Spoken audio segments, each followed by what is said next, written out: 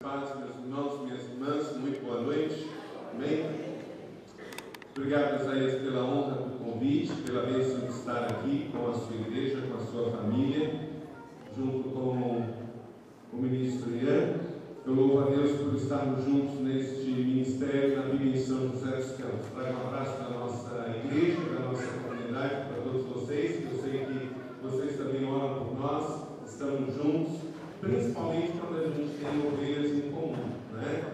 Tem aqui o Luiz e a Suzete e a Dani, que são daqui, mas foram para lá, e aí quem vai para lá, depois fica meio lá e meio aqui, né? Vocês não ficam com ciúme não, né? Eles também são ovelhas nossas e amamos por eles terem passado esse tempo de estudos do Luiz lá em São José dos Campos. Então, tem mais alguém aqui que está em São Paulo? Tem? Não, aquele capixaba mesmo, né? Então, sintam-se abraçados pelo estado de São Paulo. Meus colegas pastores também, prazer estarmos juntos aqui. Obrigado por vir nesta noite, por estarmos juntos, compartilhando dos princípios e DNAs de igreja e vida com propósito. Pastor Erasmo e do Carmo, uma alegria estarmos juntos. Eu sou, digamos assim, filho de propósito. Erasmo é pai, ele já é uma geração adiante que eu. Na verdade, o grande pioneiro de igreja com propósito dos batistas do Brasil é o pastor Erasmo. Foi o primeiro que traduziu para o Brasil as classes de estudos, comprometido com a igreja, comprometido com o ministério, comprometido com missões, comprometido com o discipulado, e foi um grande incentivador. Quando o pastor Gaigui, no Rio de Janeiro, trouxe ao Brasil, em janeiro de 2001, o pastor Reborn pela primeira vez. O histórico de igreja com propósito no Brasil, rapidamente, é o seguinte: a primeira coisa que nós tivemos foi o livro Uma Igreja com Propósito. Esse livro foi publicado pela editora Vida em dezembro de 1997. Esse livro foi o grande, na verdade, distribuidor dos princípios de igreja com propósito pelo Brasil.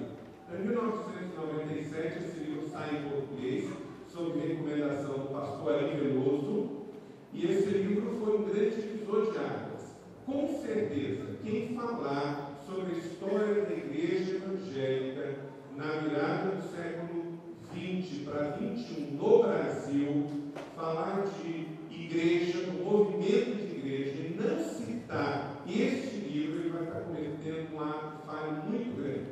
Porque pode ser que uma igreja, um pastor, não tenha aplicado todo o princípio deste livro, mas com certeza foi influenciado por ele. Esse é um livro direcionado a pastores e líderes, e esse livro já vendeu 60.000 cópias. Um livro direcionado a pastores e líderes, 60.000 cópias, é um grande best-seller. E ele influenciou a maneira de ser igreja, fazer igreja, talvez como nenhum outro livro humano o tenha feito. Então foi o primeiro mover, foi o livro Uma Igreja com Propósito. Depois veio então a tradução das classes que o pastor Erasmo fez para a vinda do pastor Reborn no Brasil, naquele grande congresso que aconteceu no Rio Centro em 2001. Ali nós tivemos quase 4.000 pastores de todas as denominações evangélicas do Brasil. E depois da vinda do pastor Reborn, já com o livro em português, já com as classes em português, a coisa se expandiu por todo o país.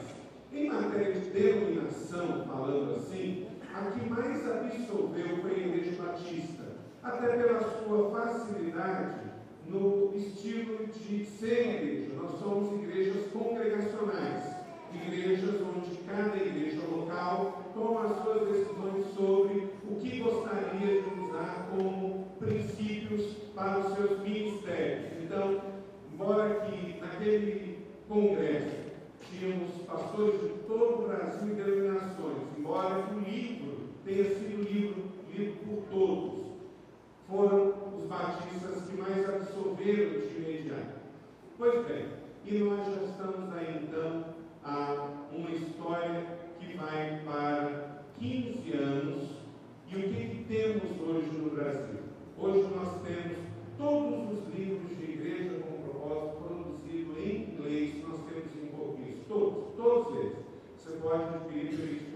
vida tem todos. Então é um privilégio que hoje você tem. Você está começando agora. Primeiro, compra a biblioteca a propósito. Todos os livros. São 21 livros que vão te ajudar a entender e aplicar na sua igreja. Tá? Nós temos essa bibliografia para dar para você. Você pode comprar e ler aos poucos com a sua liderança.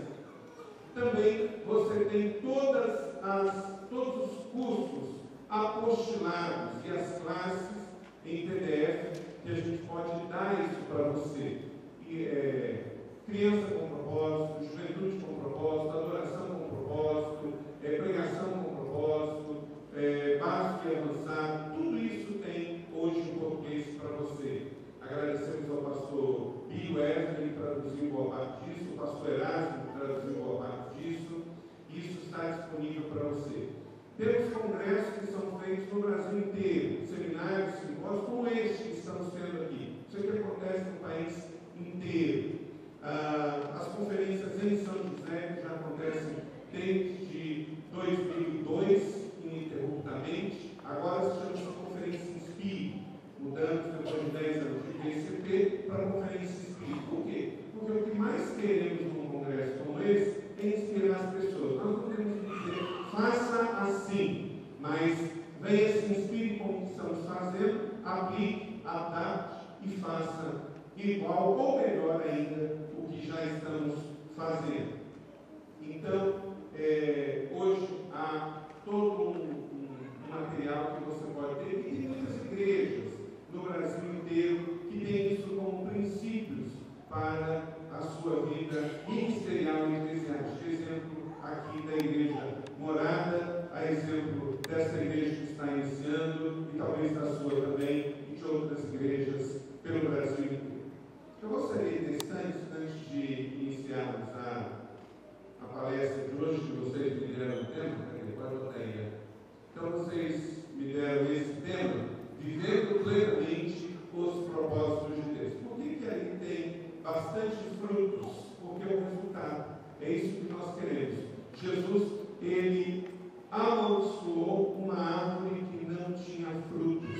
E em João capítulo 15, ele nos designou para que mais se deem frutos. Então, como indivíduo, temos uma vida com propósitos para dar frutos. Como igreja, temos um ministério com propósito para dar frutos. Não é ser por ser, é porque nós estamos aqui para frutificar. Digo, nós para frutificar. Mais uma vez, nós estamos aqui para frutificar. Frutos atraem ainda mais a bênção de Deus. Qual o princípio que nós temos para isso? Os dons. Quando ele deu dons, quem multiplicou dons fez a sua vontade. Quem recebeu dons e não multiplicou, ele pediu contas. Você recebeu dons dados por Deus. Recebeu na sua palavra os propósitos de Deus. Então você não tem outra escolha. Você é um crente em Jesus, um discípulo de Jesus. Você precisa frutificar. Porque, do contrário, o Senhor vai tirar os dons que Ele deu. Porque Ele vai te dar para enferrujar, vai te dar para você não fazer nada. Não, Ele tira e dá para outro. Deus abençoa igrejas. Quando as igrejas não usam, Ele tira a bênção e dá para outra igreja. Deus abençoa os servos, discípulos. Quando Ele não usa, Ele tira e dá para outro. Então, você quer receber mais frutos, continue dando frutos. Porque o Senhor vai abençoá-lo ainda mais. Gostaria de orar com você e depois então vamos seguir esse tempo nesta palestra de hoje.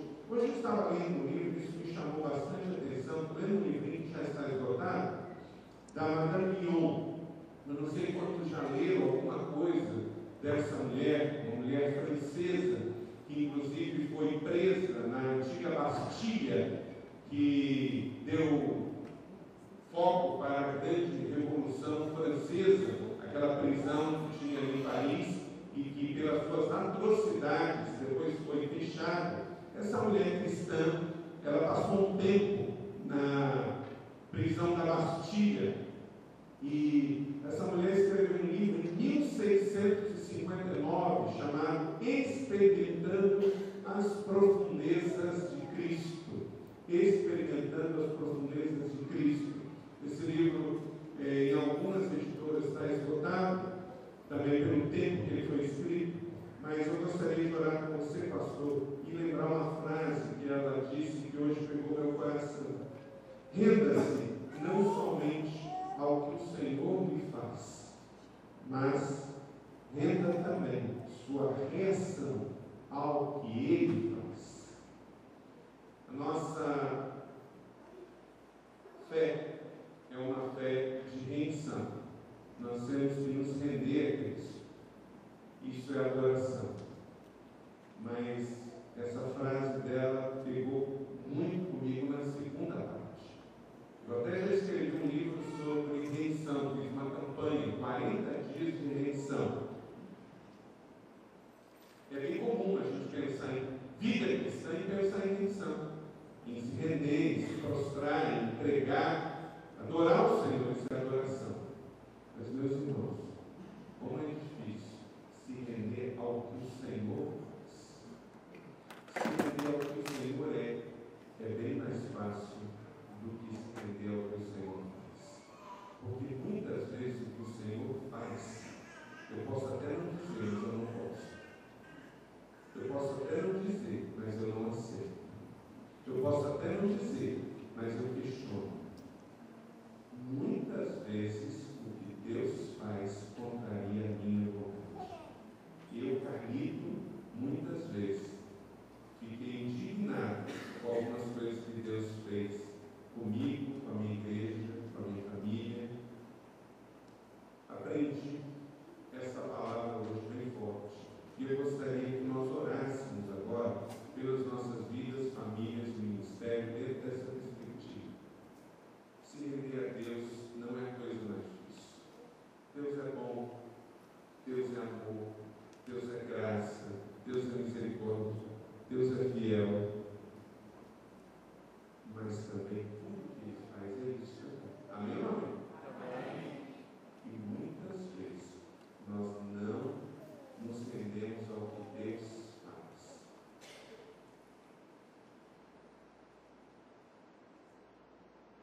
Deus é Deus, inclusive quando Ele faz algo que eu não gosto. Deus é Deus quando Ele faz algo que eu não entendo. Deus é Deus e Ele me ama incondicionalmente quando Ele abençoa alguém que eu não gosto. Deus é Deus quando Ele faz prosperar alguém que faz tudo o contrário ao que eu faria. Deus é Deus quando o filho faz algo que eu não entendo. Deus é Deus quando algo acontece no meu ministério que nem eu mesmo entendo. Vamos nos render a Deus, sim, isso é adoração. Mas vamos nos render ao que Deus está fazendo. Isso é disciplina. Isso é a segunda coisa mais importante. Submeter a obediência aos desígnios, ao mandamento de Deus. Deus colocou isso no meu coração, não estava programado para compartilhar isso com você antes dessa mensagem. Mas gostaria que agora todos os pastores que estão aqui e as suas esposas ficassem de pé.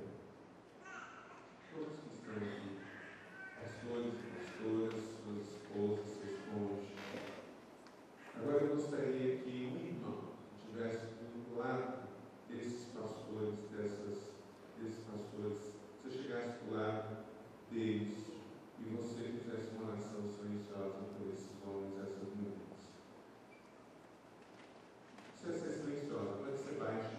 Olhe pela vida deles, pelo ministério, depois eu vou interceder. Porque, gente, nós não sabemos o que vai acontecer com todas essas igrejas. Mas uma coisa nós sabemos, Deus está no controle, amém? Deus reina. Então nós vamos nos render à direção, ao controle, à reação de Deus nas nossas vidas. Gostaria que alguém também viesse orar pela minha igreja, pela minha vida. Quem vem? Vem cá.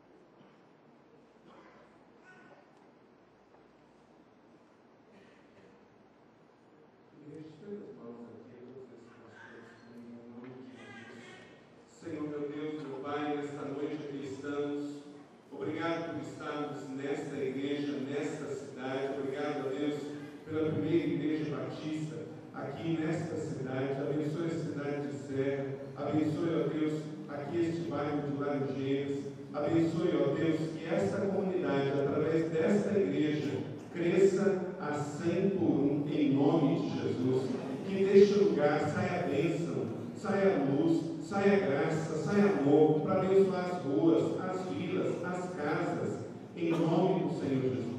Deus, nós estendemos as mãos para abençoar todos os pastores e igrejas aqui representados. Deus, que cada pastor, cada família pastoral esteja rendida ao Senhor e também a tudo que o Senhor faz. Deus, nós não somos donos de igreja nenhuma, nós não somos donos de ministério nenhum, tudo é teu, Senhor. Ó Pai, em nome de Jesus, nos ajuda a sempre estarmos rendidos também ao que o Senhor faz em nossas vidas e em nossas igrejas. Deus, que a gente seja submisso, que a gente esteja ouvindo os apontamentos do Senhor. A tua palavra diz lá em Apocalipse: quem tem ouvidos, ouça o que o Espírito diz às igrejas. Senhor, que nenhum pastor, nenhuma liderança aqui esteja surda à voz do teu Espírito Santo. Senhor, fale conosco, sejamos sensíveis, abra os nossos ouvidos espirituais para ouvir o teu apontamento e para ter coragem para fazer tudo o que o Senhor espera de nós, para que nossos ministérios, nossas igrejas, que o Senhor confiou a nós temporariamente, possa crescer, prosperar e ser abençoado. Senhor, que o nosso eu diminua e que o Senhor seja engrandecido e glorificado. Esconda-nos, Senhor, atrás da cruz do Senhor. Deus, nos livra de escândalo, nos livra de quedas, nos livra, ó Deus, de seduções do mundo, nos livra de cair com questões, ó Deus, sexuais, financeiras, ó Deus, nos livra de mentira, nos livra de orgulho. Senhor, e nos dê sempre um coração rendido a Ti. Ó Deus, abençoamos as igrejas e os pastores aqui, nesta primeira conferência de Igreja com Propósito, aqui desta igreja, para esta região, para este estado. Ó Deus, tudo que o Senhor tem para nós, queremos receber, e tudo que o inimigo tem contra nós, nós repreendemos no nome poderoso de Jesus, e prevaleçam os teus propósitos sobre as nossas vidas, e ao final daremos ao Senhor toda a honra e toda a glória, no nome poderoso de Jesus que oramos. Amém. Glória a Deus. Podem sentar. Se você tem papel, uma caneta, pode pegar para você anotar. Eu recebi o convite do pastor Isaías para que eu ficasse até amanhã. Só não posso ficar, gostaria de ficar, queria estar um pouco mais com vocês, mas há mais de um ano eu aceitei o convite do pastor Jackson para estar pregando nos 100 anos da PIB de BH. Então amanhã, depois do café, eu estou indo para lá para estar pregando amanhã à noite e domingo de manhã e de noite para o senhor Jackson, para deixar a PIB esse tempo todo.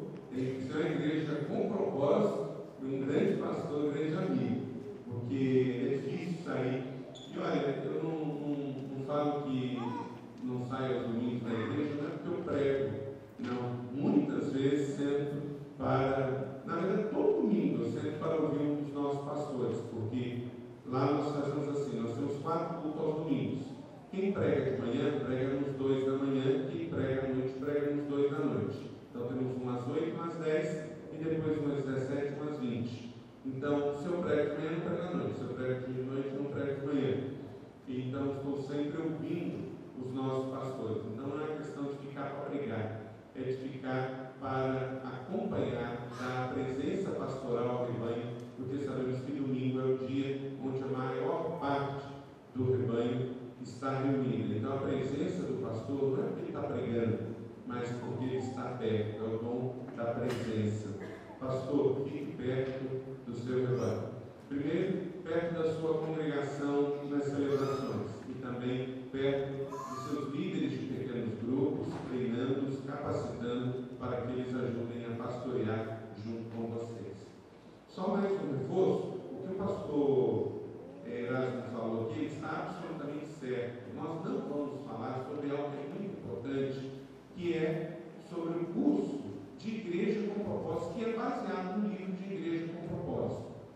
Até ano que vem, você inclui isso no seu seminário, que é fundamental. Então, nós vamos falar aqui geral sobre os propósitos de Deus. Então, eu recomendo que você tire esse tempo, dia 21 de abril, é feriado mesmo. É feriado.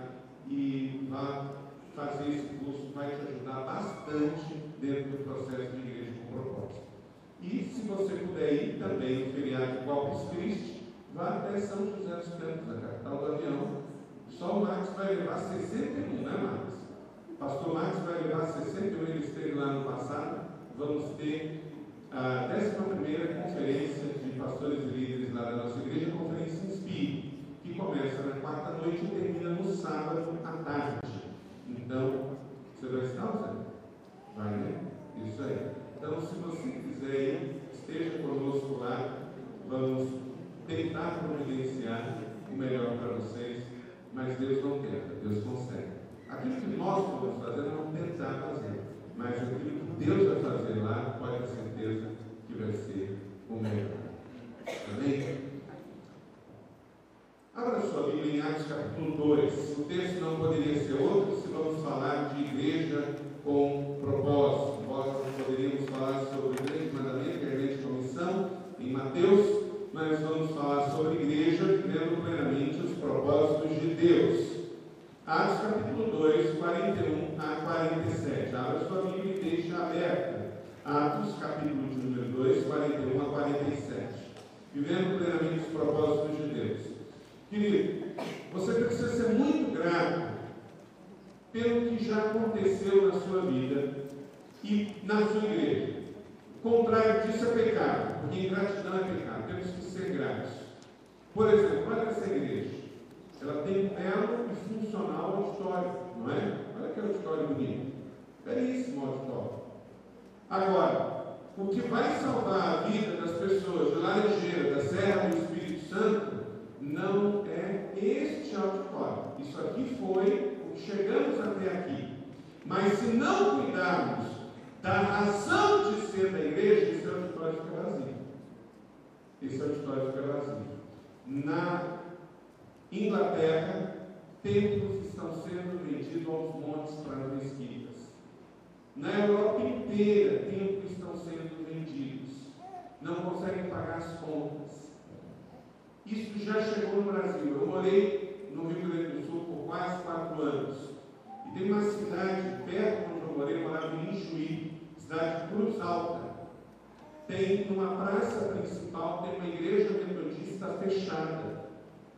De um lado tem uma luterana, que ainda é frequentada, embora que o templo dela, o auditório dela, caia com 300 pessoas, e o social, onde tem os galetes e a cerveja, cai com 2.000, ela ainda mantém-se ainda aberta.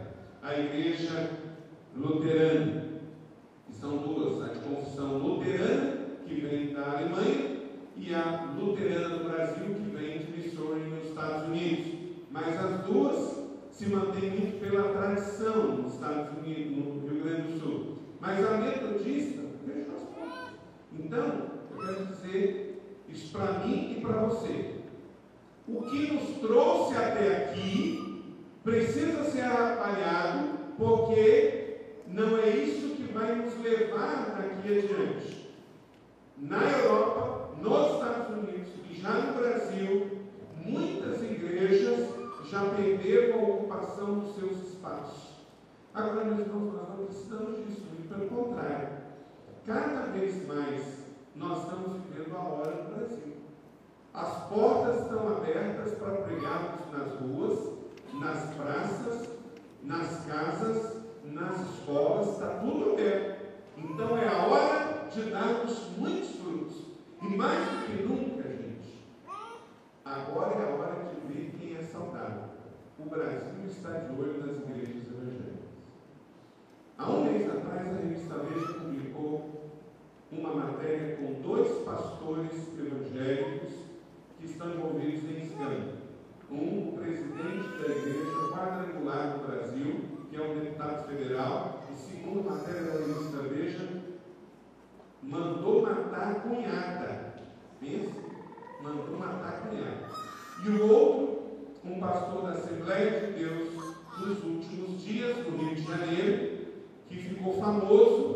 por apaziguar rebeliões dentro dos presídios do Rio de Janeiro. Passado um mês, revista da semana passada, traz o tema Guerra dos Infernos, falando da briga entre o bispo Edir Macedo com o apóstolo Valdomiro Santiago e a vergonha que nós estamos passando, que nos atinge. Não pensa que isso fica restrito ao âmbito das igrejas neopentecostais, isso chega também, porque lá fora o pessoal não quer saber, você fala assim, eu sou batista. Filho, na prática isso lá não quer dizer nada. É tudo evangélico, é tudo pastor, e pastor hoje é sinônimo de picareta, está lá para pegar o dinheiro dos fiéis e botar no bolso. A gente tenta explicar, às vezes a gente tem que falar assim, eu sou pastor batista, mas no fundo, gente, há um preconceito, há um olho em cima e há toda uma questão discriminatória. Mas, de certa maneira, gente, vamos olhar esse lado positivo. Vamos mostrar, não é para Deus, ele vê e sabe o coração de cada um e ele vai julgar cada um. Mas vamos mostrar para a sociedade que nossas igrejas são diferentes. Vamos mostrar para a sociedade que as nossas igrejas têm propósitos, que as nossas igrejas têm compromisso social, que as nossas igrejas têm transparência, credibilidade, seriedade. Então não vamos olhar isso como negativo. Esse é um problema, é um fato, mas nós não podemos mudar isso. Nós não vamos dar conta de ministério nenhum. Eu não posso fazer nada com relação ao Mundial do Poder de Deus, a quadrangular, ao Universal. O que eu posso fazer é cuidar da minha vida e do meu ministério. Cuidar para que a minha igreja seja cada vez mais saudável. Quando falamos de igreja com propósito, o que nós estamos querendo dizer é igreja saudável. Não é uma igreja americana, não é uma igreja contemporânea, não é uma igreja voltada para os jovens, não é uma igreja voltada para os de fora, é uma igreja saudável. Queremos ser uma igreja saudável. Mais do que nunca, a PIB de Laranjeiras, a sua igreja local, ela tem hoje diante do Brasil uma grande oportunidade. A oportunidade de aproveitar todas essas portas que nos estão abertas para pregar o Evangelho e a oportunidade de mostrarmos que nós somos diferentes. A oportunidade de sermos uma igreja saudável, bíblica, dirigida pelos propósitos de Deus, que realmente se preocupa com a sociedade e está indignada com essa situação de corrupção, por exemplo. Por vezes, gente, nós nos fechamos dentro das igrejas. Você pega boletim de pastores, você não tem uma pastoral falando sobre a questão da corrupção na sociedade. Pastor que pega um programa de rádio e vai falar também lá contra a corrupção na sociedade. Está tão preocupado em falar do reino de Deus e pregar o Evangelho que só se expressa no evangeliquez. Mas a sociedade está esperando que os pastores falem com relação a essa situação que nós estamos vivendo de corrupção em todos os níveis, municipal, estadual, federal, e que chegou dentro da igreja também. Parece que às vezes nós temos vergonha de falar, porque de certa maneira vão pensar alguma coisa. Não, a Bíblia diz: fale não te calhes. Então, gente, vivendo plenamente os propósitos de Deus, nós temos que dar uma resposta à sociedade que está lá fora. E aí, não adianta ficar dentro dos seus templos e achando que aqui é um oásis, mas é tão bom, é bonito, é confortável, estamos aqui tranquilos. Não, mas o mundo lá fora não é o mundo que vive dentro das igrejas. Isaías 43, o profeta nos faz uma chamada profética. Isaías 43, 18 e 19, coloca aí, vamos declarar isso juntos, todos juntos. Esqueçam o que se foi, não vivam no passado, vejam que estou fazendo uma coisa nova. Pode passar? Ela já está surgindo e vocês não a reconhecem. Gente, dentro de viver uma igreja saudável, dirigida por propósitos, neste tempo, neste Brasil que Deus nos dá, nós não podemos viver no passado.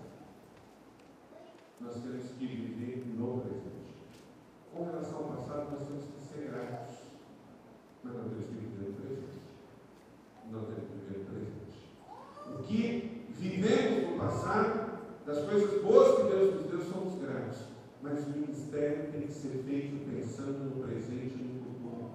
Quais são as demandas? Quais são as necessidades? Quais são os desafios?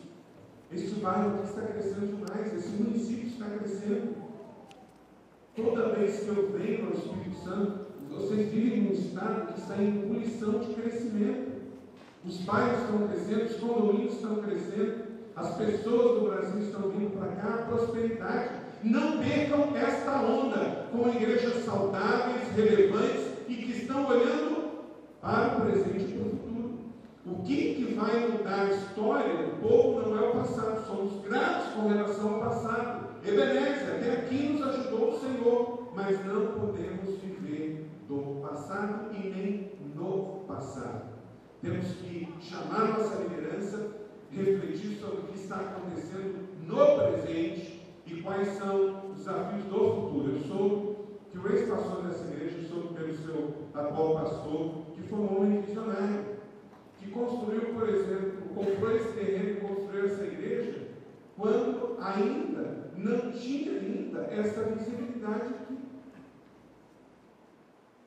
Agora é a nossa vez. Agora é a sua vez. O tempo de ser visionário hoje, para este tempo e para olhar ainda mais. Esse tempo aqui é para ter 4 cultos por domingo. 4 cultos por domingo. Amém? Você crê nisso? Amém. A gente tem que fazer 4 cultos por não cair. A sua igreja. Deus está com suas mãos estendidas sobre o Brasil.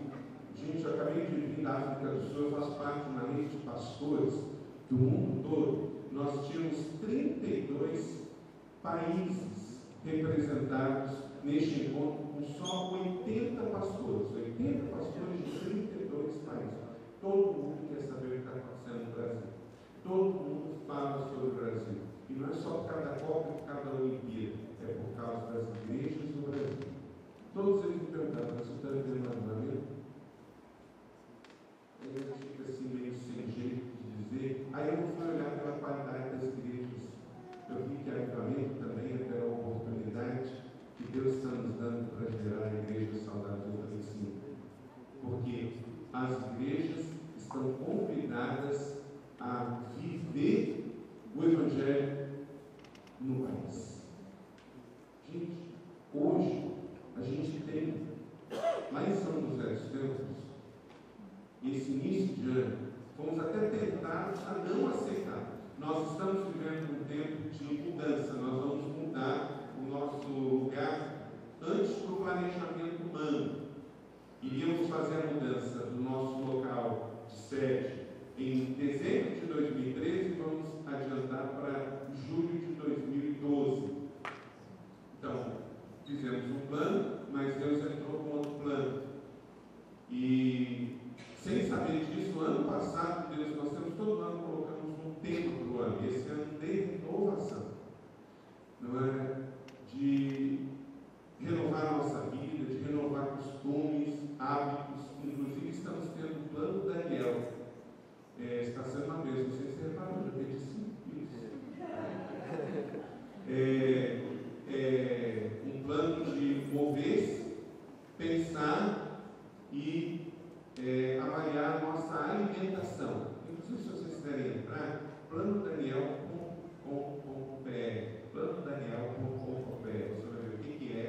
Tem todas as 6 mensagens da fase de conscientização. Vocês podem baixar em MP3 gratuito, pode baixar lá no seu computador. Tem todos os esboços e tem um monte de vídeos lá de dicas do plano Daniel. O plano Daniel foi desenvolvido pelo pastor Rick Warren.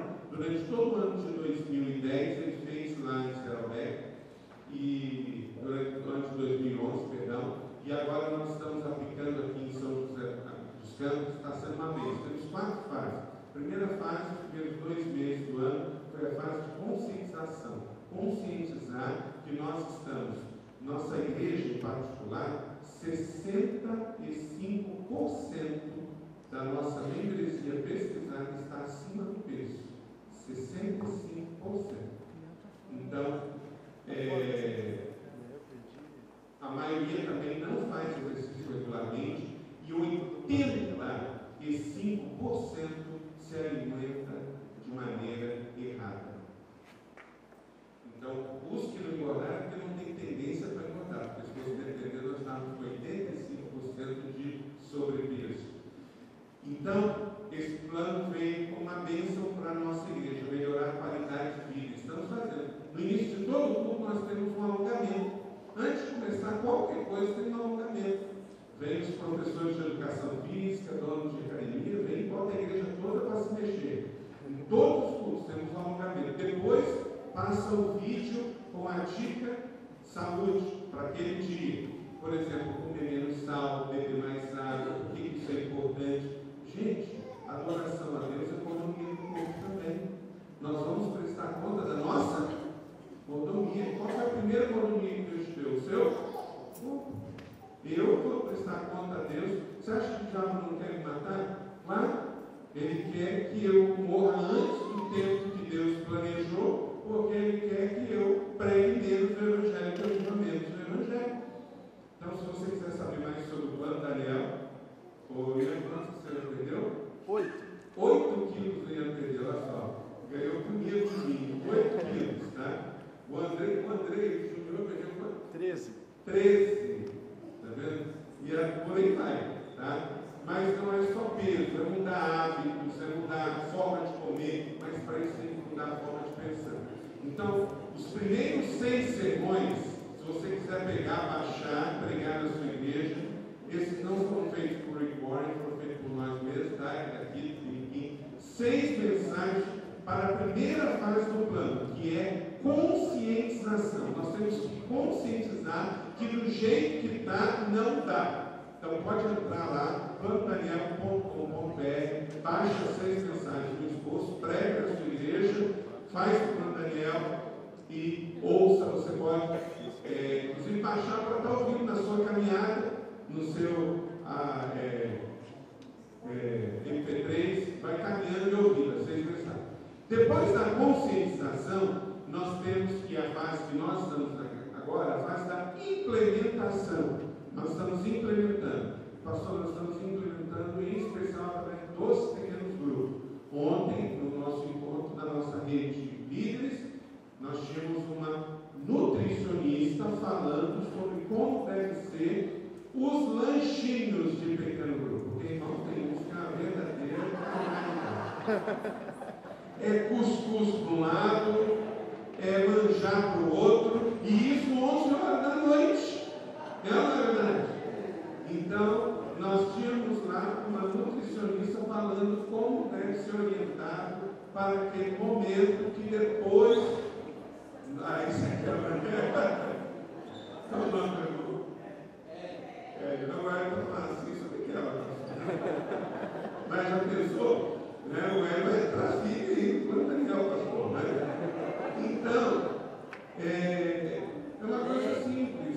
O que a gente pode fazer com frutas, verduras, legumes, para não quebrar? Porque no pequeno grupo, querida, é hiper importante. Quem disser para você que o momento de comes no final do PG não é importante, pode repreender em nome de Jesus. É importante sim, é importante.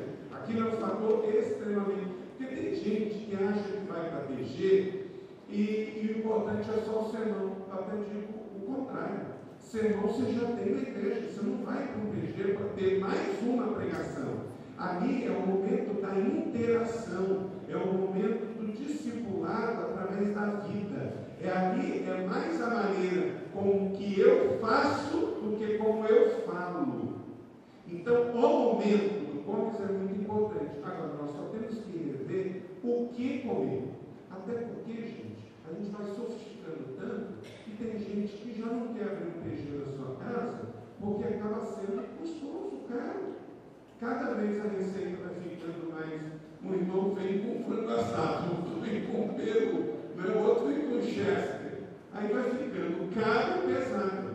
Então, é importante o momento da comunhão, é importante o momento de comer juntos, faz parte da vida orgânica do PG, mas é fundamental, 10, 11 horas da noite, avaliar o que vai comer juntos lá na casa. E vai ficar mais barato, porque graças a Deus no Brasil tem de tudo, como diz, caminha, né? Pelo Vale Caminha diz, tem que se plantando tudo lá, não é? Então fica a dica aí. E ainda temos mais duas fases do plano Daniel. Então a primeira é conscientização, a segunda que estamos vivendo, implementação, a terceira é a fase da conscientização, implementação, estabilização e avaliação. Então são as 4 fases que a gente está vivendo no nosso plano Daniel. Fecha o parênteses aí do plano Daniel, mas isso também tem a ver com a igreja com propósito, ok? Vamos lá. Então, você tem que olhar mais no presente e no futuro. Está ligado comigo? Nós não vamos ser ingratos com o que nos trouxe até aqui. Quantos anos tem essa igreja, pastor? 40 anos. A nossa está fazendo 70 esse ano. Então, seja 40 anos, 70 anos, gratos somos, Senhor, pelo que vivemos até aqui. Agora, o que o Senhor quer daqui para frente? Você tem que fazer até a pergunta: o que nós temos que desaprender? Você sabia, irmão, que às vezes nós temos que aprender, mas também nós temos que desaprender coisas que podemos ter vindo fazendo até aqui e que foi bom até aqui, mas que necessariamente pode não ser doravante.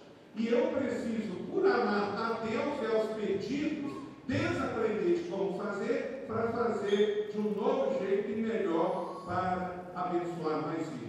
A igreja não é um lugar qualquer. A igreja é um lugar especial, é um lugar sobrenatural, é um lugar onde tem mover. Na minha igreja tem mover, na sua tem mover? Tem que ter, gente, tem que ter mover. Mover porque nossas igrejas precisam ser dirigidas pelo Espírito Santo. E o Espírito Santo de Deus, ele move-se. Ele tem mover, ele tem sopro.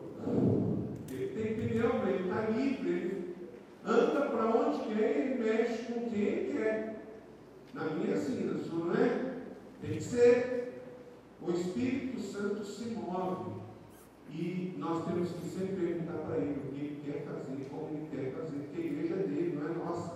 Nós não podemos sempre fazer as mesmas coisas e esperar resultados diferentes. Isso seria uma ignorância sem tamanho.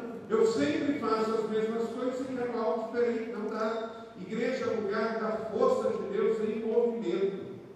Força de Deus em movimento. Por que é um lugar especial? Porque é um lugar, gente, que luta no mundo espiritual. Mateus 16, 19, um texto belíssimo da Bíblia. Declare comigo: eu lhes darei as chaves do reino dos céus. O que você ligar na terra terá sido ligado nos céus, e o que você desligar na terra terá sido desligado nos céus. Essa palavra está sobre quem, gente? Sobre a igreja. Esta palavra não foi dita sobre nenhuma outra coisa senão a igreja. Eu estive em Israel agora no início do ano, como pastor em Israel, fizemos uma caravana juntos, e eu estive num lugar aonde foi dita estas palavras, Cesareia de Filipe. Essa cidade, como aqui no Espírito Santo, ela tem uma grande pedreira. Tem lá até hoje, a pedreira está lá, um paredão de pedra muito grande. Quem já foi a Israel aqui? Os irmãos foram a Cesareia de Filipe? Vocês viram, não é? Então tem pelo menos 5, 6 irmãos que foram lá. Aquele paredão de pedra, ali já teve um templo romano, ali já teve um templo sírio-fenício, pagão, e hoje não tem mais templo lá, mas ficaram as marcas, as ruínas daqueles templos estão lá até hoje. E Jesus, quando ele fala essas palavras, estava lá um templo a Diana, um templo romano. E ele olha para aquelas pedras e vê o templo em cima da pedra. E ele diz então que ele não vai edificar a sua igreja sobre aquela pedra, mas sobre a pedra que é Pedro. Aí também fica claro para nós que o Senhor não instituiu Pedro como primeiro papa, mas ele pegou Pedro como, até porque o nome dele era Pedro. Então ele aproveitou que o seu discípulo chamava-se Pedro, ele estava diante de Pedro, e ele fez uma metáfora muito importante. Olha, aqui estão as pedras mortas, onde os fenícios, onde os romanos edificaram os seus templos. Eu, porém, sobre ti, Pedro, edificarei a minha igreja, gente, igreja povo, igreja viva. E por isso, 2000 anos depois, nós estamos aqui sobre essa mesma igreja que foi edificada sobre a doutrina dos apóstolos. Então, gente, não é uma coisa qualquer. Isso é um negócio muito especial. Nós estamos falando da menina dos olhos de Deus. Eu não posso pensar em igreja de qualquer jeito, eu não posso vir para a igreja de qualquer jeito, eu não posso ser um crente salvo, sentado e satisfeito dentro da igreja, eu não posso, porque Jesus deu o seu sangue por esta amada igreja. E numa linha de sucessão, não importa que foi a igreja primitiva do primeiro século, não importa que foi a igreja da Idade Média, não importa que foi a igreja inglesa, a igreja europeia, a igreja americana, a igreja brasileira, a igreja do Senhor Jesus Cristo, que você faz parte dela. E você não pode ser dela de qualquer jeito. Eu estou aqui, sou parte. Pastor, se precisar de mim, eu estou aqui. Não, é com você, irmão. É você que tem que abrir um pequeno grupo na sua casa, é você que tem que ganhar um para Jesus, é você que tem que discipular, porque você é a igreja. Todos nós somos. Sobre esta igreja está edificada. E aí o Senhor Jesus vem e fala: as portas do inferno não prevalecerão. Por quê? Porque não é a igreja romana que está lá em cima das pedras. Não é o templo pagão fenício que está em cima das pedras. É a igreja sobre Pedro. E eu dei as chaves. Está ligado aqui, está ligado no chão. Por isso, meus irmãos, temos que temer e tremer ao ser parte desse movimento. Eu sou daqueles que gostam de coisas muito boas. Estou usando a igreja com propósito, vejo que isso é bíblico, funciona. Eu tenho 20 anos de ministério pastoral, tenho 15 que eu estou em São José dos Campos. Peguei uma igreja que era uma boa igreja, com 500 e poucos membros, tinha um templo desse tamanho aqui, lá no centro da cidade de São José dos Campos também, bem parecido com esse aí, bancos tofados e tal. Estava bem sugestivo para assuma a igreja e toca essa boa igreja. Mas vendo a cidade de São José crescendo, eu não podia me conformar com uma boa igreja no centro da cidade de São José dos Campos. E meus irmãos, para a glória dele, mas muito tem a ver com os princípios de igreja com propósito. E esse sopro do Espírito Santo de Deus, hoje é um povo de 6.000 pessoas crescente naquela cidade, com 70 ministérios, plantando 4 novas igrejas, com mais de 40 ministérios, que acabou de comprar uma rádio importante na cidade, que tem feito diferença na vida da comunidade, que esse início de ano, mais uma vez, teve a prefeitura chamando e falando assim: olha, estamos com um problema numa creche aqui, vocês podem assumir, e assumimos mais uma creche na cidade, para resolver o problema social da prefeitura. Hoje eu ia passando pela rádio, toda sexta-feira o prefeito vai na nossa rádio, porque não é uma rádio para crente, é uma rádio para a cidade. Meus irmãos, não deixaria sobre a minha liderança da Bíblia a nossa igreja comprar uma rádio para evangelho. De jeito nenhum. Malmodomia e fazer rádio para ficar tocando música gospel para crente. Não, nós temos uma rádio que tem esporte, que tem serviço, que tem jornalismo, que o prefeito vai toda semana na rádio. Hoje eu ia passando lá, porque eu fui no estúdio gravar uma mensagem para pequeno grupo, e aí passa-se no vidro, o apresentador viu, me chamou, eu entrei, conversamos, e na hora que eu ia sair, o prefeito falou assim: olha, eu vou lá no Alto de Páscoa, mas eu queria chegar um pouquinho antes, porque eu preciso pedir uma coisa. Meus irmãos, assim, em nome de Jesus, que seja assim. Não pastor batendo na porta de prefeito para pedir saco de cimento, mas o prefeito batendo na porta da sua igreja para te pedir alguma coisa, porque nós somos aqueles que já estão eleitos. Meus irmãos, eu acho que nós devemos ter crentes na política, discípulos sérios, homens de Deus. Mas esse negócio de pastor na política não dá certo, não. Meu irmão, se você é filiado a partido político, em nome de Jesus, se desfilie, porque o próprio nome já diz, partido. Se você se filiou a um partido político e você é pastor, você já tem um partido. E aí, meu irmão, você está numa contradição, porque o seu partido é Cristo, que é o partido de todos. Não pode ser você, eu sou do PT, não sou do PSDB, não sou do PMDB, não sou do PDC, não. Então, que em nome de Jesus seja assim.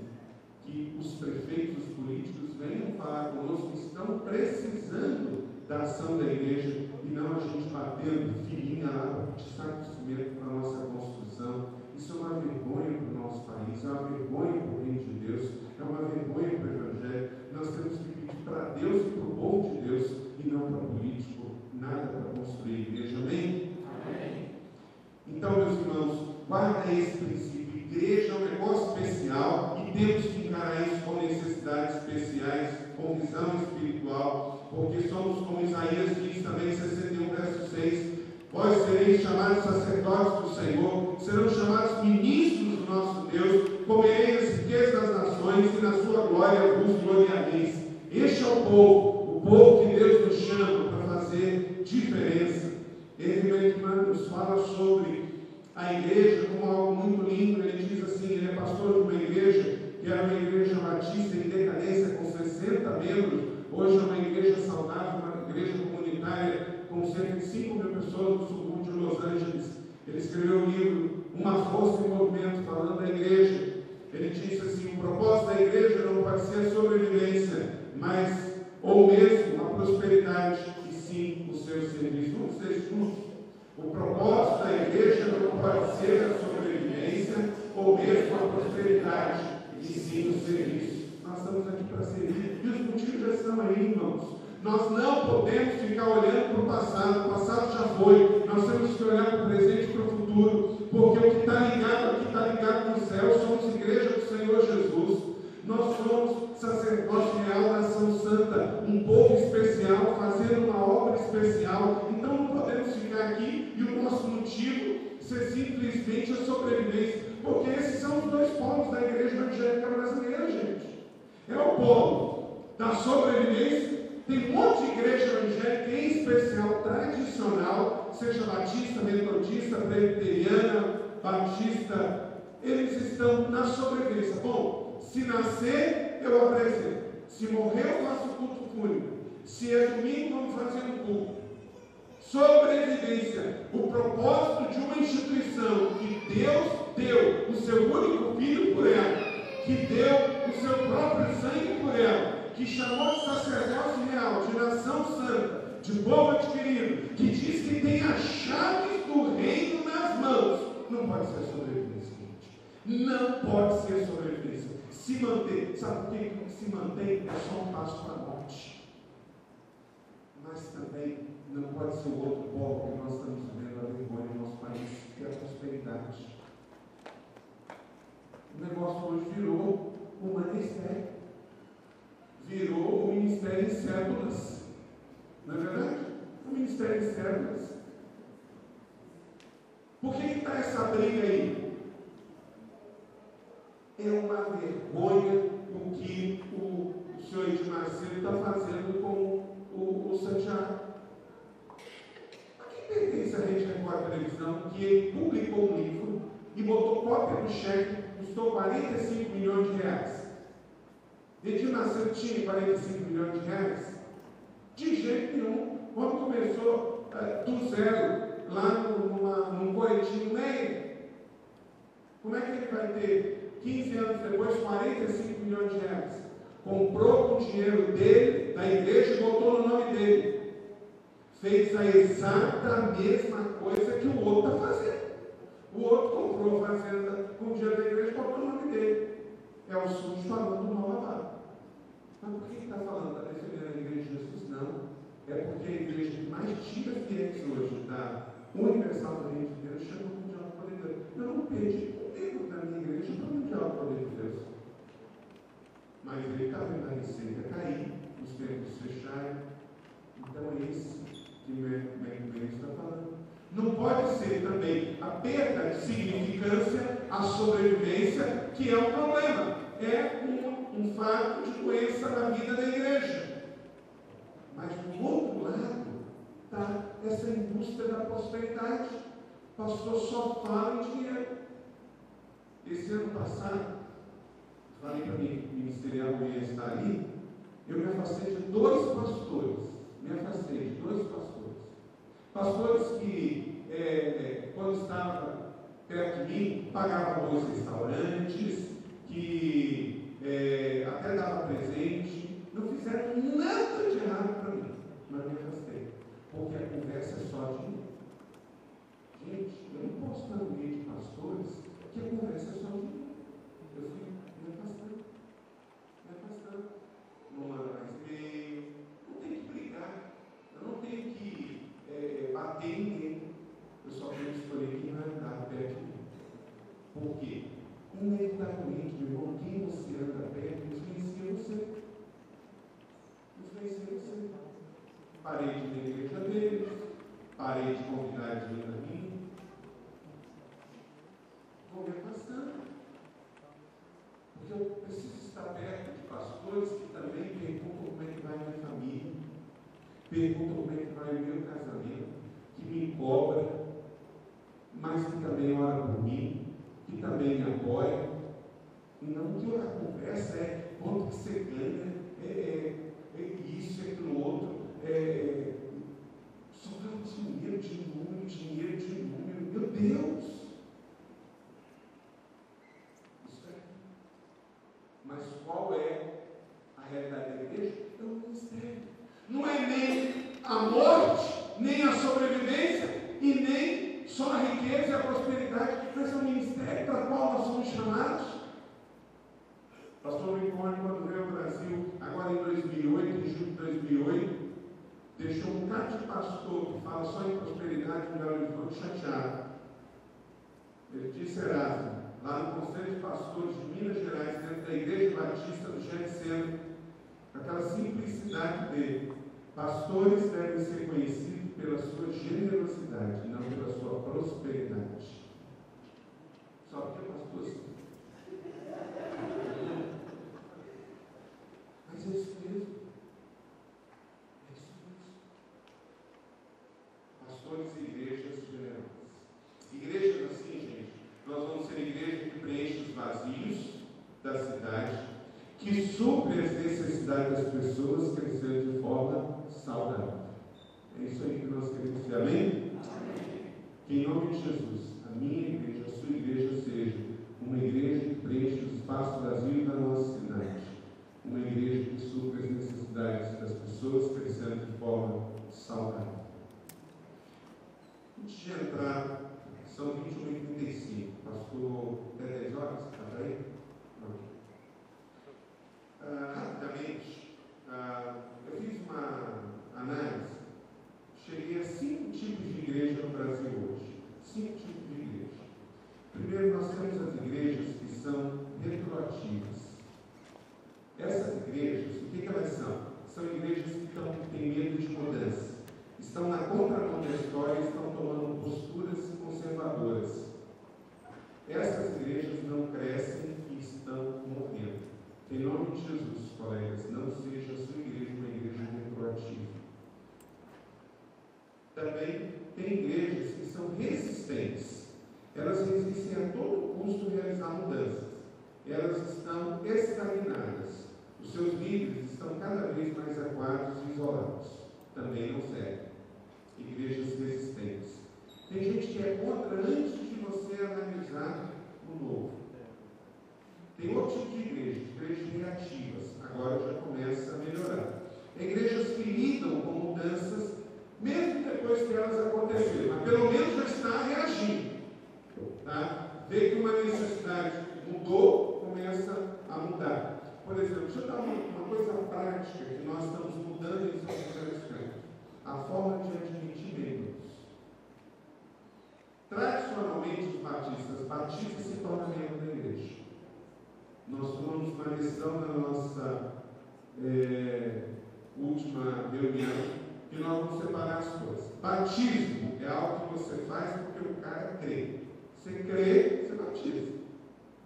Mas esses dias atrás, nós fomos confrontados com um rapaz maçom.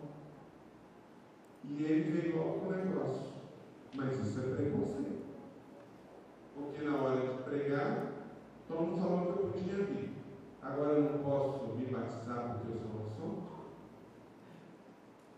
E é um posicionamento nosso. Pode ser que na sua igreja não tem muito problema, mas nós temos dificuldade com relação a isso. Mas aí nós já levamos para o lado da homossexualidade, do lesbianismo, do fumo, das drogas, etc. Então nós vamos separar. Batizar, a gente vai batizar qualquer um. O camarada crê. Se ele não crê, o problema é dele, ele e Deus. Mas vai haver um tempo aí entre você ser batizado, aí você vai fazer o curso e vai ter que preencher os requisitos estatutários da igreja. Porque para a associação religiosa da igreja, nós podemos criar um processo sem ser discriminatório. Tanto é que para o camarada entrar na maçonaria, ele tem uma série de critérios. Porque para entrar na maçonaria tem que obedecer um monte de critérios, e para entrar na igreja pode ser de qualquer jeito. Mas, de certa maneira, ele está correto. Porque o apelo nós não colocamos condição nenhuma. Então, meus irmãos, pode ser que isso não seja a sua realidade. Não estou falando de igreja de propósito agora, tá? Só estou contando uma experiência de algo que 70 anos depois a nossa igreja vai mudar. Ela não nasceu assim, mas o momento que nós estamos vivendo na sociedade hoje faz com que a gente tenha que refletir e tomar algumas decisões. Igrejas responsivas, igrejas que começam a conversar com a comunidade e fazem ajustes e transições quando as mudanças acontecem. Já eu considero que a nossa igreja está aqui, igrejas responsivas. Mas eu quero ser ainda mais igrejas redentoras. Igrejas que são proativas em sua missão ao ponto de procurarem ser mais rápidos e dirigir as mudanças. Que a cidade de São José dos Campos mude algumas coisas porque viu que a PIB mudou antes. E não a gente ficar correndo atrás das mudanças. A igreja ser redentora da cultura, redentora da educação, redentora da cidadania, redentora da justiça em nome do Senhor Jesus. É meio utópico, mas o Evangelho é assim também. Tem que nos puxar para ver algo que parece impossível. Parece impossível ganhar o mundo todo, não parece? Mas nós continuamos pregando para mais um. Também uma outra frase de Henry McManus: a vida na igreja não pode ser separada da realidade do mundo a sua mão. Não tem como. Porque a igreja está no mundo. Então nós estamos aqui na terra para alcançar e servir a Deus e as pessoas. Pode colocar? Vamos dizer juntos? Estamos aqui na terra para alcançar e servir as pessoas. Gente, nós não estamos aqui para ser batista, nós não estamos aqui para ser evangélico, nós não estamos aqui para ser cristãos, nós estamos aqui para alcançar e servir as pessoas. É para isso que nós estamos aqui. E aí, então, a cada momento nós temos que pensar nisso. Em Mateus 14,16 diz: eles não precisam ir. Aí Jesus diz que dai-lhe vós de comer. Então nós estamos aqui para alcançar e servir as pessoas. A igreja não pode ser um lugar onde ela serve os seus membros. Nós estamos aqui para servir de fora. A igreja não visa fazer a vontade das pessoas e sim suprir as necessidades das pessoas. O movimento de igreja com propósito foi muito criticado no Brasil, porque o pessoal disse assim: não é igreja a custo do cliente. É igreja para fazer a vontade das pessoas. Fazer a vontade das pessoas são igrejas hiper tradicionais que só ficam fazendo a vontade de meia dúzia de gente. Que diz assim: não, eu gosto disso, eu gosto daquilo outro, e o pastor vira um garçom. Isso é a igreja que faz a vontade das pessoas. Mas não uma igreja que vive para alcançar o não crente e servir as pessoas. A cada 10 anos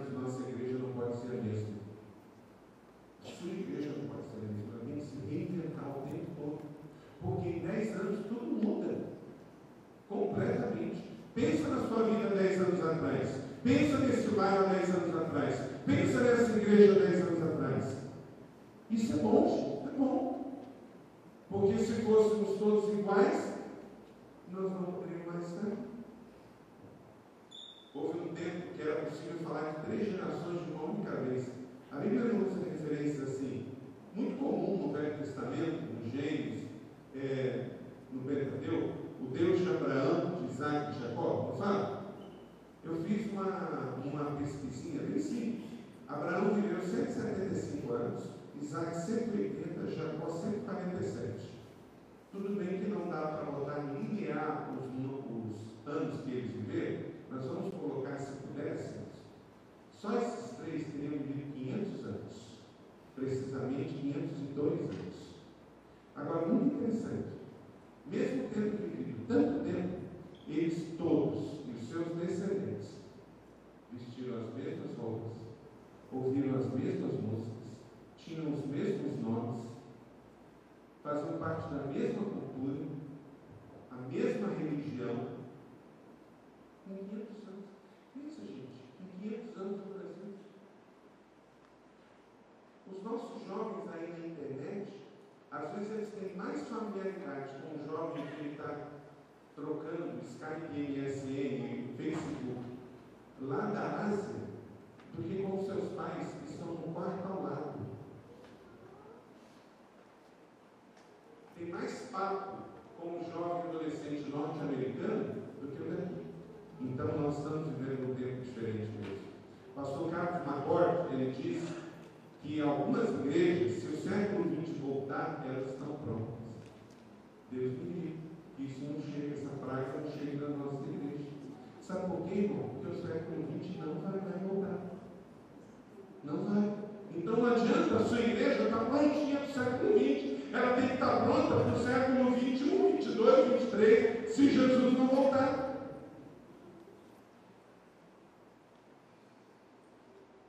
Em Atos, nós encontramos os propósitos de Deus. E ali, gente, qual é o nosso referencial? Qual é o nosso modelo de igreja? Qual é o nosso modelo de igreja? Nosso modelo de igreja é esse aqui. Não é a igreja de São José, não é a igreja do Rick Warren nos Estados Unidos, não é a igreja ao lado, não é a denominação ao lado, é esse aqui. Vai lá para o texto onde está o texto que eu falei de Atos, capítulo 2, 41 e 47. Desejamos ser simplesmente uma igreja saudável. Para sermos uma igreja saudável e vivermos plenamente os propósitos de Deus nessa geração e fazermos essa avaliação que fizemos aqui, propor algo concreto, primeira coisa, uma comunidade formadora de discípulos.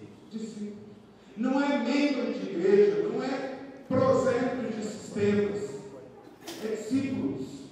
Verso 42, leia comigo. E eles se dedicavam ao ensino dos apóstolos, à comunhão, ao partir do pão e às orações. O texto não fala de ensino teórico, desassociado do repartido, compartilhado. Está falando de vida. Esse é o nosso discipulado, uma comunidade discipuladora.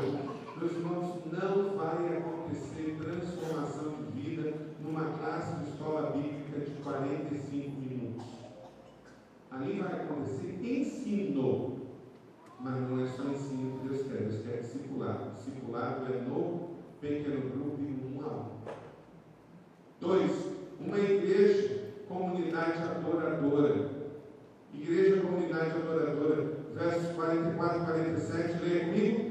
Todos estavam cheios de temor e muitas maravilhas e sinais eram feitos pelos apóstolos. Onde há temor, onde há adoração, há sinais feitos pelos apóstolos, pela liderança.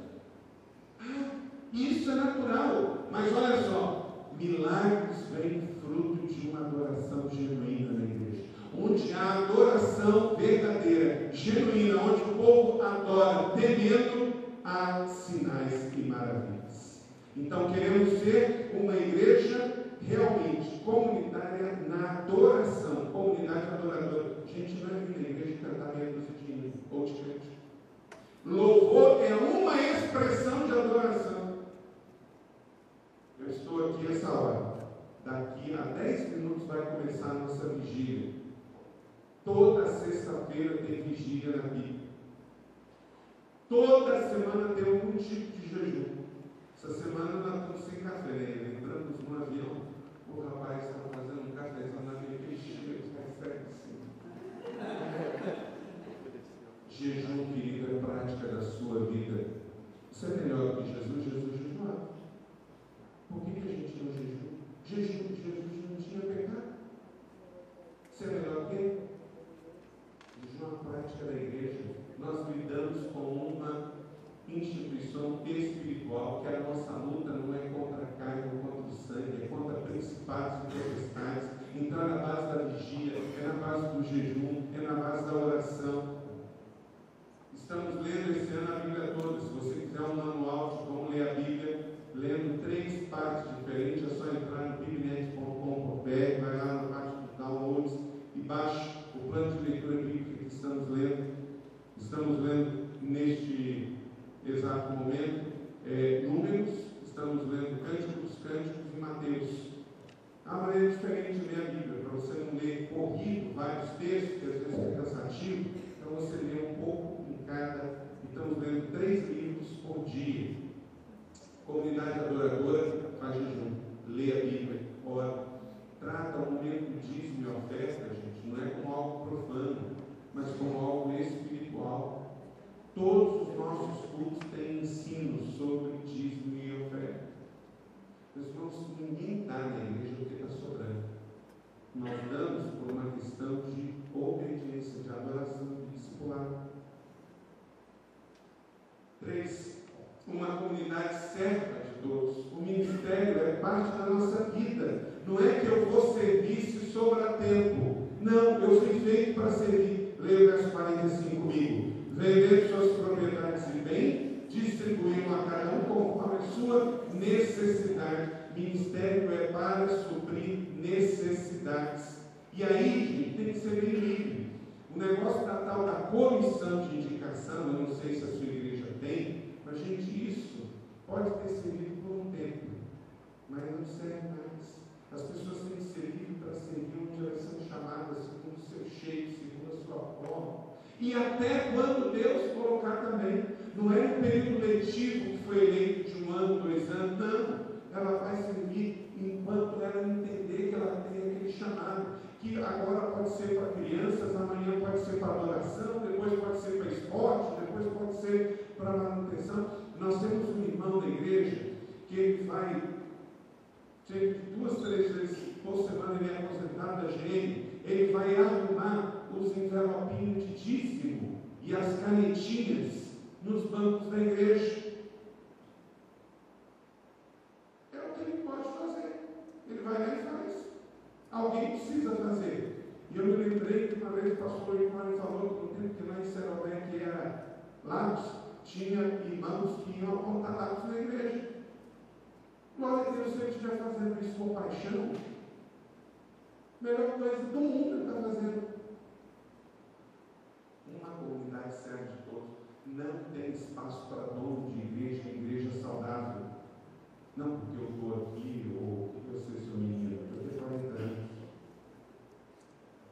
E daí, Jesus está aqui há 2000 e você não entendeu nada ainda.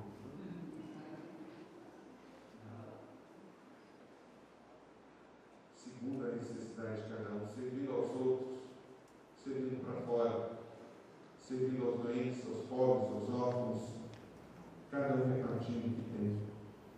Agora, é claro, esse texto não faz uma apologia à vida socialista ou comunista, porque mais à frente vai dizer que eles se reuniam de casa em casa. Então, vendia o excesso, vendia o que estava sobrando para poder trazer aos pés dos apóstolos. 4. Uma comunidade de vida comunitária.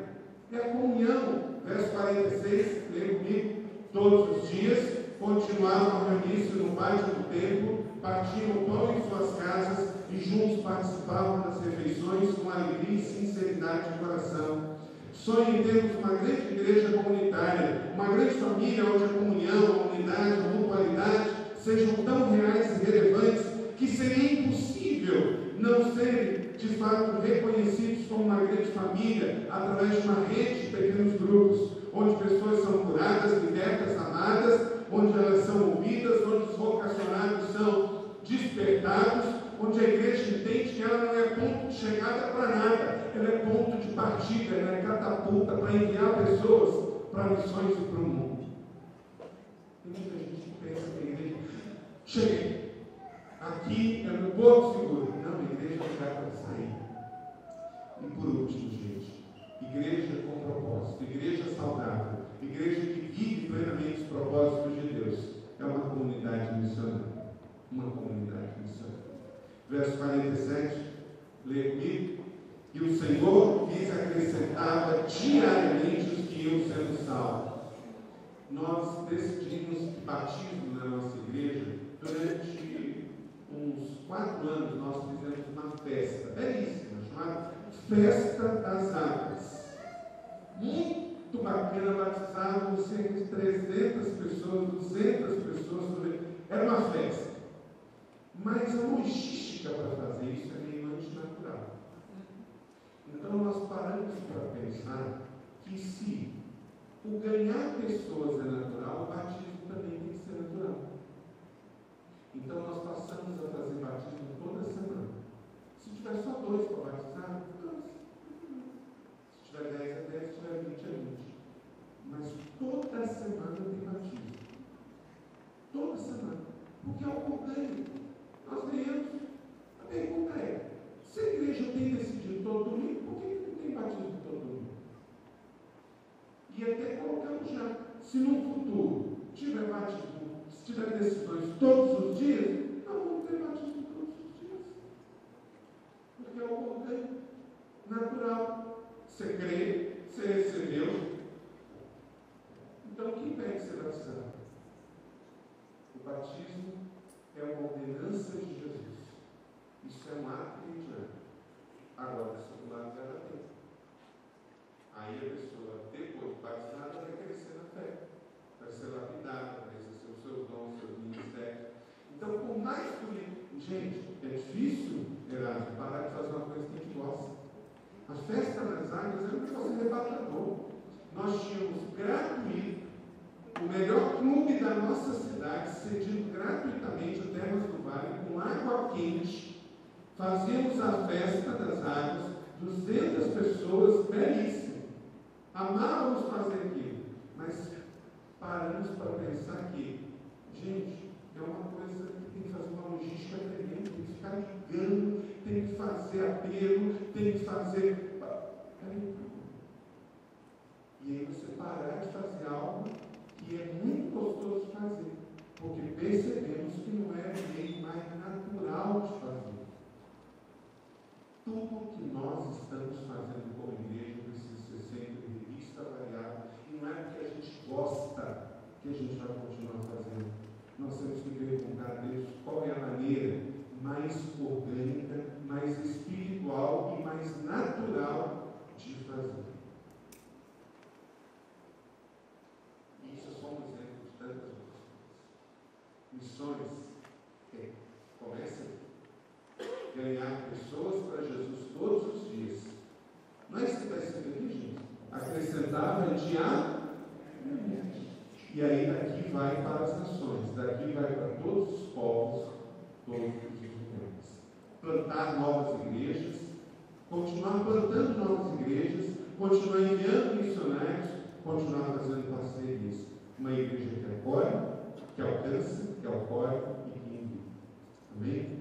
Vamos dizer isso juntos? Uma igreja que alcança, acolhe e envia missionários por todo o mundo. Uma igreja que plante novas igrejas ao redor da terra. Queridos, não é fácil ser igreja assim. Manter é mais fácil. Mas avançar e conquistar é mais difícil. Mas para dar muitos frutos e viver esses 5 propósitos que estão alinhados, pode dar trabalho, nos tirar da zona de conforto e trazer muita dor de cabeça. Mas tenha certeza que esta é a vontade de Deus, e o Senhor vai dar o suporte para que tudo isso aconteça.